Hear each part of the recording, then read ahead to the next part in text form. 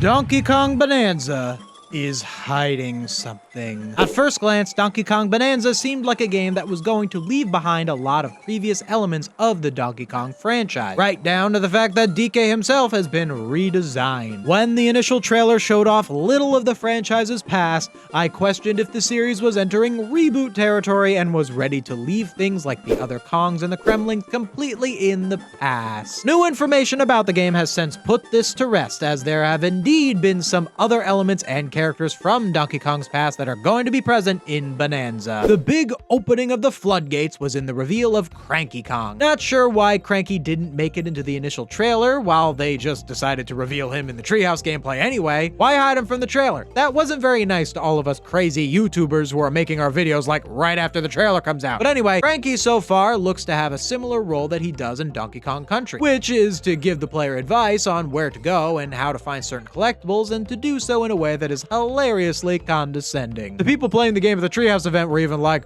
oh, he's got a rant for us, which, like, I'm really looking forward to that. Something really interesting about Cranky is that he isn't redesigned. He looks more or less the same as always. I don't know why, but I kinda assumed every Kong was gonna get a redesign similar to Donkey's.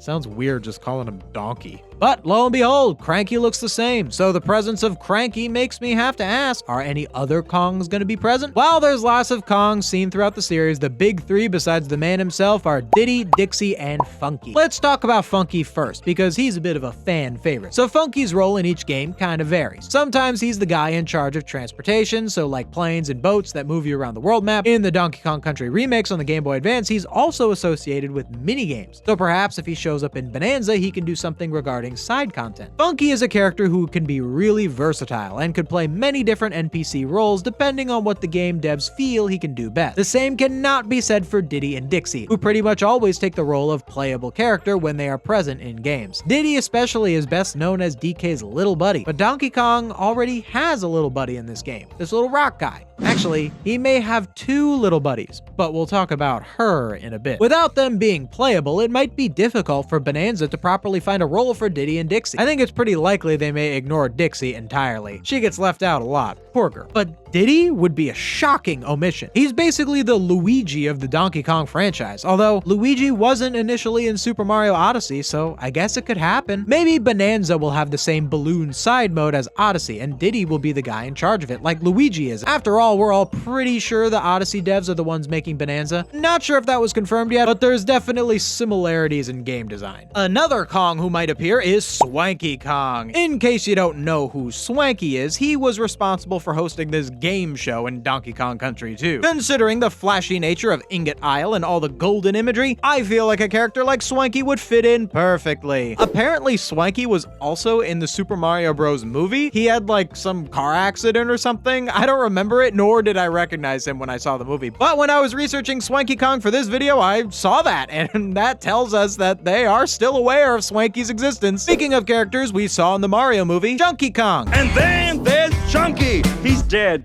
He's not. So when it comes to, I'll call them the 64 trio, I'm not sure if they're gonna make sure to reference them because this is the first 3D Donkey Kong since 64, or if they're going to want to avoid them entirely because of DK64's reputation. Also, again, you have the playable character problem since these three were designed to be playable. Sure, they could be NPCs, but they weren't designed for that. I think their inclusion is unlikely. Less likely than Swanky. I do also want to quickly address the brief look at the Congo Jungle Classic level tidbit from the trailer. Now, it might be possible that this is nothing more than a little reference, but maybe there's going to be more side-scrolling areas that reference the original Donkey Kong Country trilogy. Maybe this will be similar to, like, the parts of Odyssey where Mario turns 8-bit, combined with the concept of bonus barrels. Also, I said in my last video that my most wanted levels in this are brambles and canyon levels. I also am gonna add pirate ships from 2 and, those tree levels from 3 to the wish list. Those would look super cool reimagined in this art style. So let's talk Little Pauline. Donkey Kong as its own series doesn't usually have human characters. In fact, I'm pretty sure that no main Donkey Kong game has ever had a human character before besides Mario and Link making a cameo in Donkey Kong Country 2. So who is this Little Pauline? I assume it's the daughter of Pauline. Perhaps it's someone you have to save and return to Pauline. Maybe this is why New Donk City is called New Donk City. Mayor Pauline named it after Donkey Kong after he saved her daughter. Not sure how a mayor can have power to rename an established city for such personal reasons. Sounds kind of like like an abuse of power, but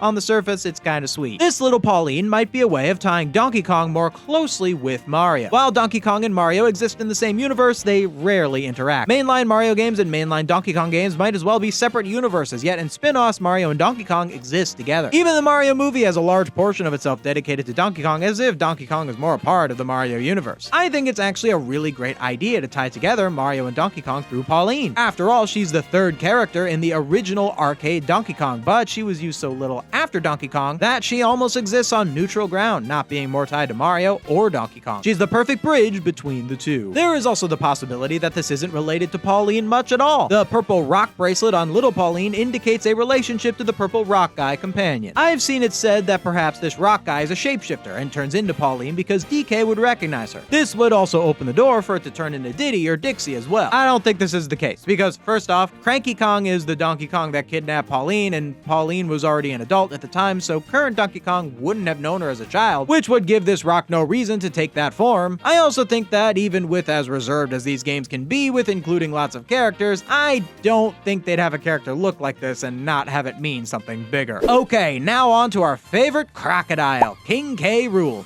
Is King K. Rool confirmed to be in the game? No. Is it a little bit of a stretch to assume that he is just because a rock guy looks like a crocodile? Perhaps. Does this game already have a main villain? Yes. Is there a big problem with the whole Crocorox using the letter C instead of K because the Kremlings always use K, so maybe these Crocorox have nothing to do with the Kremlings with the whole C and K thing?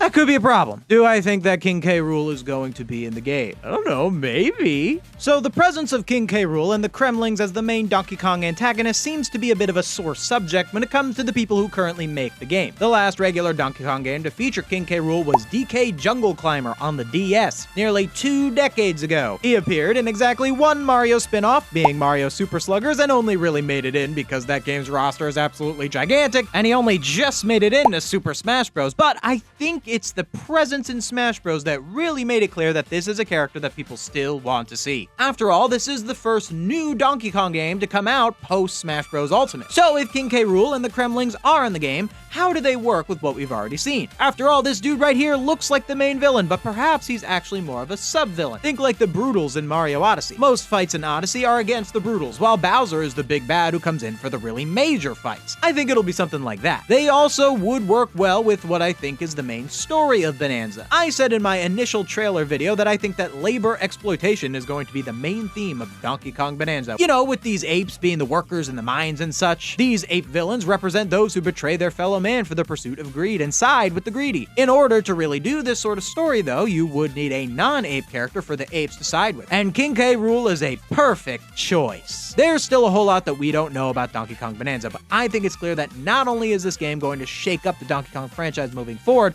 but it's an opportunity to bring Donkey Kong's past into its present. And hey, you made it to the end. Hey, for watching this video all the way through, you're better than a banana bunch. And good news, you can watch some of my other videos. I can send you right over here. Oh, this video is real good. You don't want to miss it. But that's all from me. See you next time.